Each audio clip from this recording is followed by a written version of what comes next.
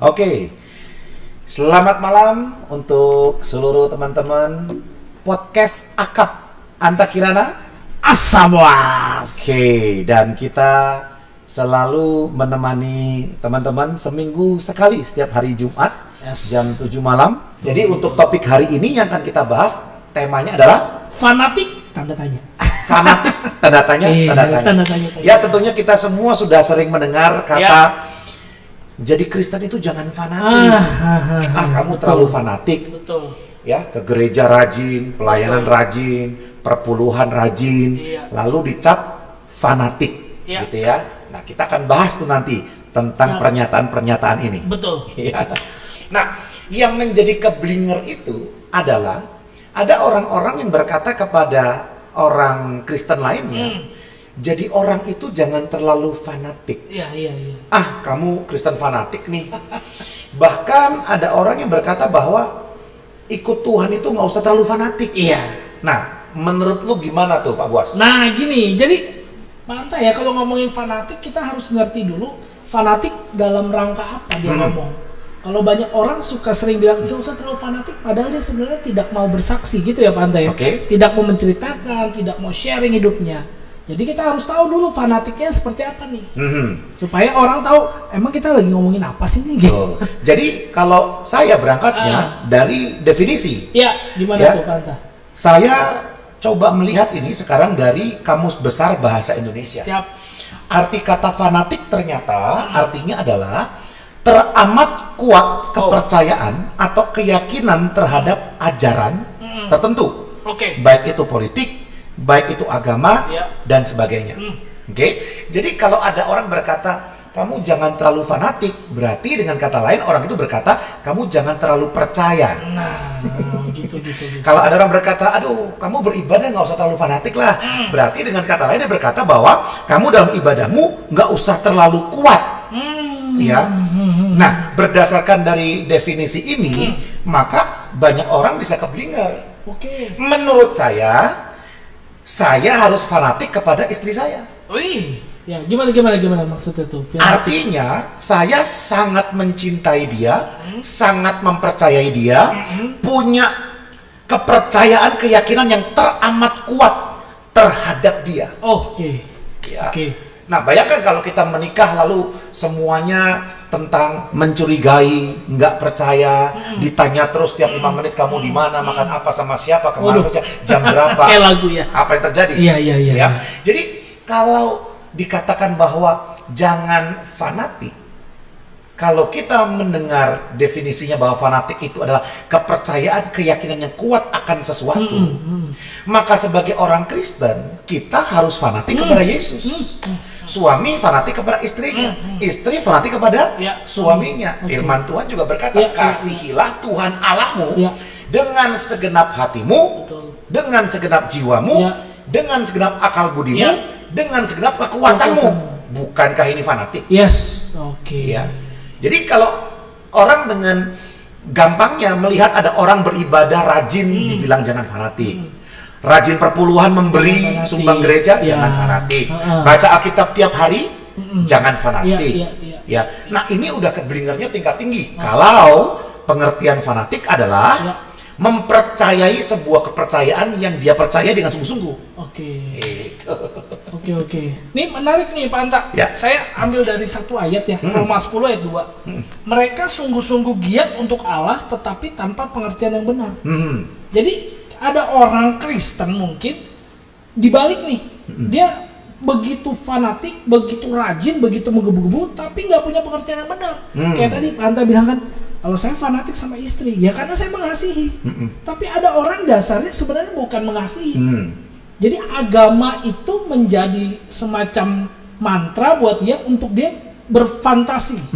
Akhirnya dia fanatik tuh. Udah pokoknya saya lakukan ini, saya lakukan itu, saya lakukan ini, saya lakukan itu. Nah, itu gimana tuh? Nanti kita ke situ ya. Siap. Untuk menjembatani pertanyaan tadi. Menarik nih Roma 10 ayat 2 ya. Mereka giat untuk Tuhan, tetapi tanpa pengertian yang benar.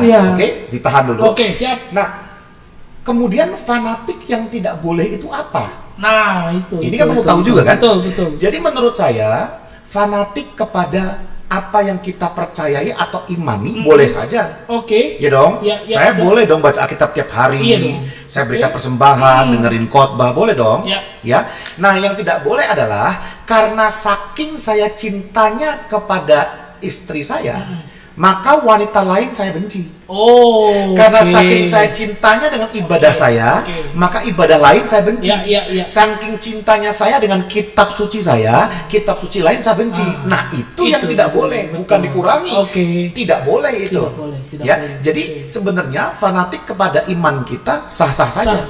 Tetapi fanatik yang akhirnya saya membenci kepercayaan lain, itu yang bahaya. Itu yang disebut sebagai fanatisme.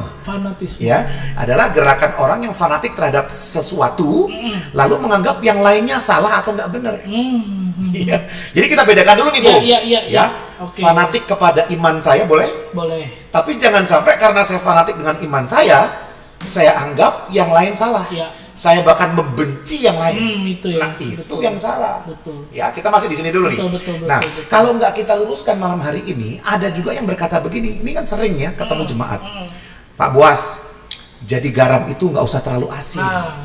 Kalau garam terlalu asin, darah tinggi. Ya, jadi kadang-kadang di lapangan itu kita mendengar ada komentar-komentar yang seenaknya saja.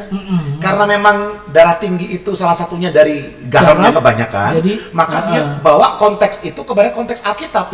Secara konteks saja udah salah nih. Oke. Padahal kalau kita lihat di Alkitab, justru orang Kristen itu harus seasin mungkin.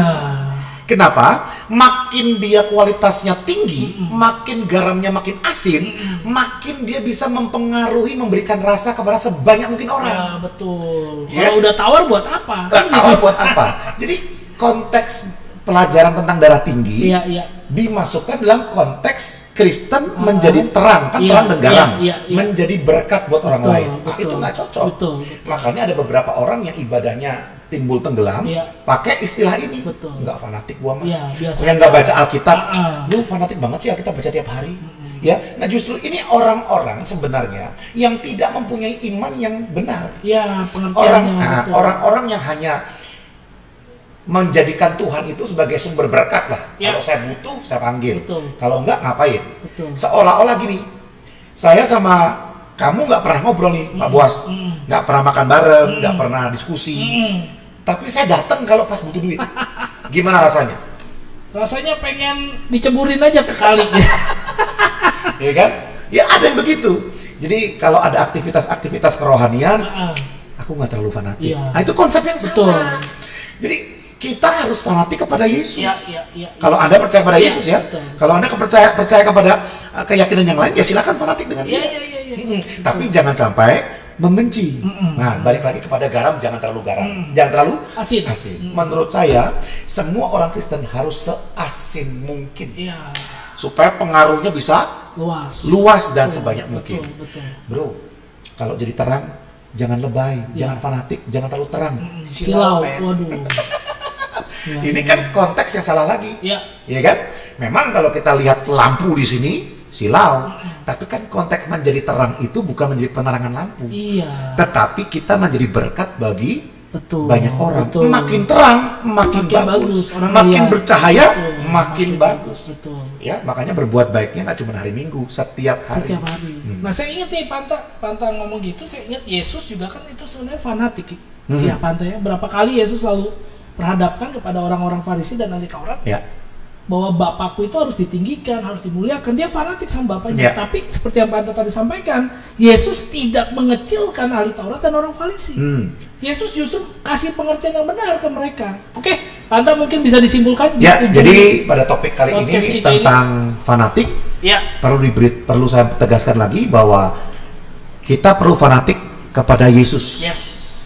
Tetapi jangan sampai fanatiknya kita, cintanya kita pada Yesus membenci yang lain. Itu. Dan yang kedua tadi kita sudah bahas, kalaupun sekarang kita fanatik kepada Yesus, perlu ada pemahaman yang benar. Jangan sampai kita mencintai seseorang tanpa pemahaman yang benar. Hobinya apa? Dan juga berpikir bahwa orang itu malaikat, nggak akan menyakiti kita, ya kan? Dalam kehidupan kan kita bisa bertemu dengan tantangan persoalan ya. Nah itu. Jadi selamat menjalani perjalanan iman teman-teman Yes. secara fanatik. Sel fanatik. Yang Fanatik benar. yang benar. Yang benar. Oke, sampai bertemu dalam program podcast Akap Anta Kirana Asal buas. dari pendengar. Jadi kebenaran. Tuhan Yesus memberkati. Memberkati.